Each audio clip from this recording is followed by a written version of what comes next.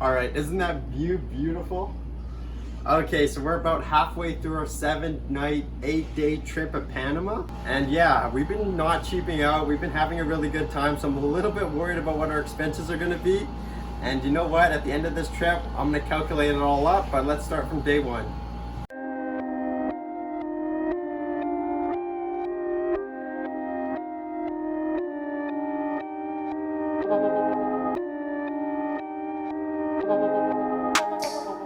Okay, so you've probably seen some amazing videos of Panama. That's how me and my girlfriend got into it. Imagine my girlfriend right here.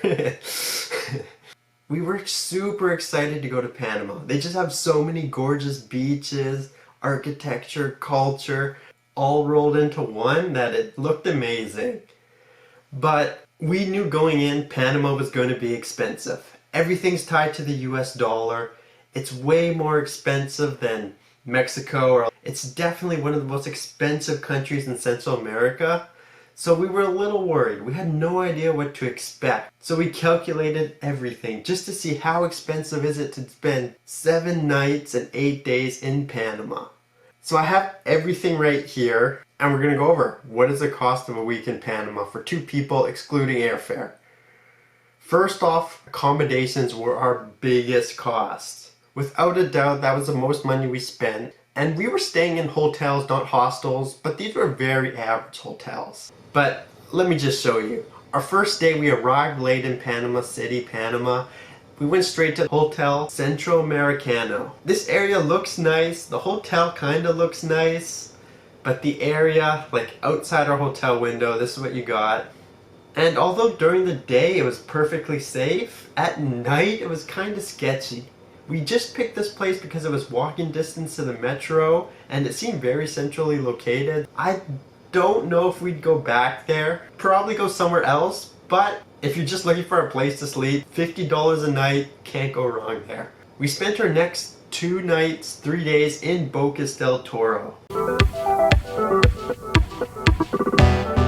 Now our week in Panama was during the off season, so we got some actually pretty good deals. I think these prices will probably go up in summertime, but we stayed at Los Bacones. This place was right on the water. Just look how beautiful that is. Hotel balcony overlooking the ocean. We paid $50 a night. Everything was updated. Definitely no complaints there. It was a really sweet deal. But we had our most expensive night. When we were in Panama, we didn't cheap out on this vacation. We didn't overspend on things we needed to. We did everything we wanted, and we figured we're probably not going to be in Panama for a while. So we had to go to the San Blas Islands.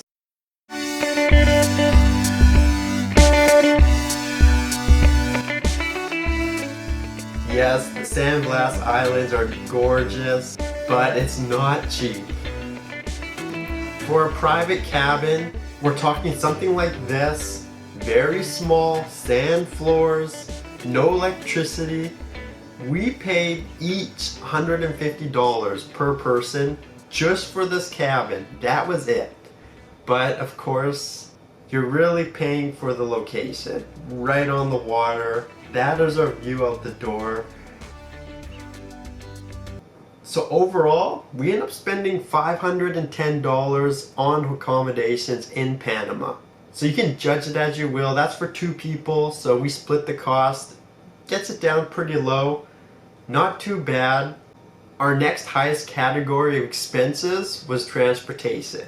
So the biggest transportation we had was getting from Panama City, Panama to Bocas del Toro, and then Bocas del Toro back to Panama City. We took the overnight bus. This actually saved us 2 nights in hotel rooms. While we slept on the bus, it's not very comfortable.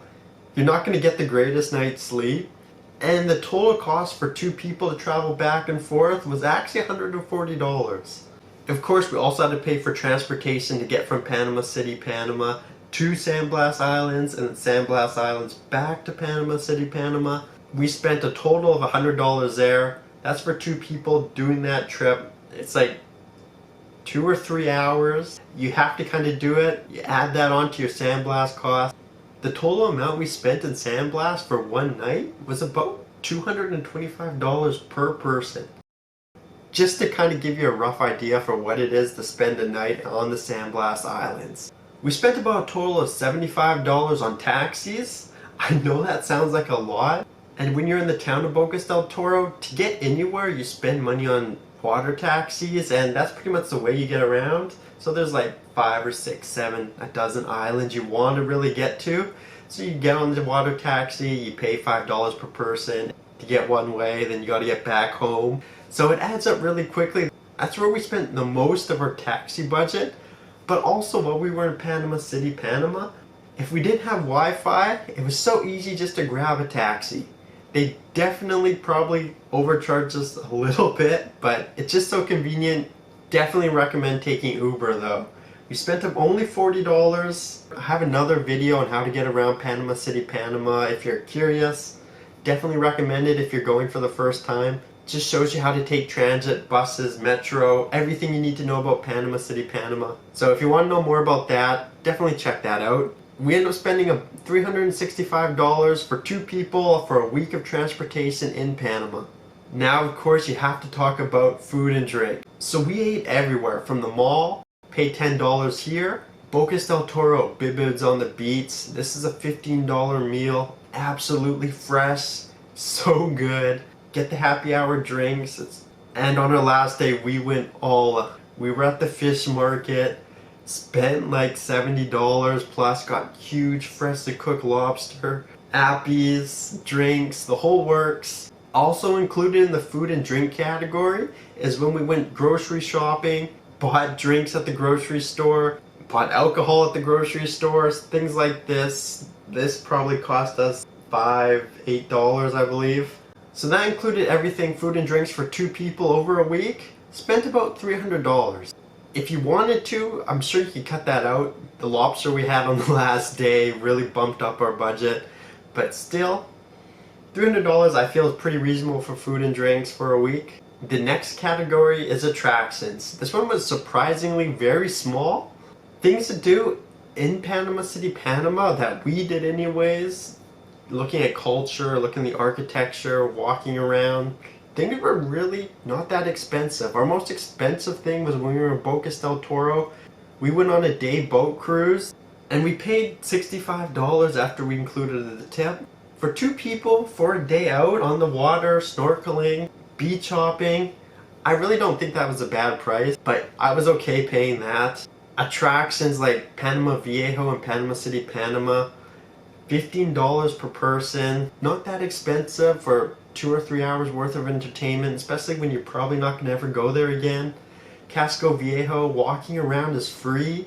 We spent a day in Casco Viejo. We didn't really spend a whole lot. Just whatever you spend on food and drink. And what else did we spend money on attractions? The Metropolitan Natural Park? You know, we only spent $5 per person to get in. Again, you spent 2 or 3 hours. So attractions, for what we did personally, was very affordable. The things that we wanted to do, I guess, just weren't super expensive. We only spent a total of $115. Definitely attractions were very affordable, I thought personally anyways.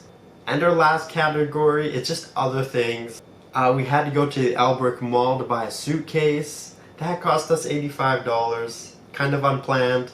While we were there, we bought some medication. Cost about $30.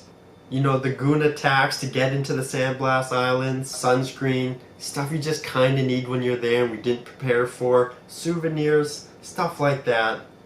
Spent a total of $190 in the other category for a total trip, excluding airfare, just under $1,500.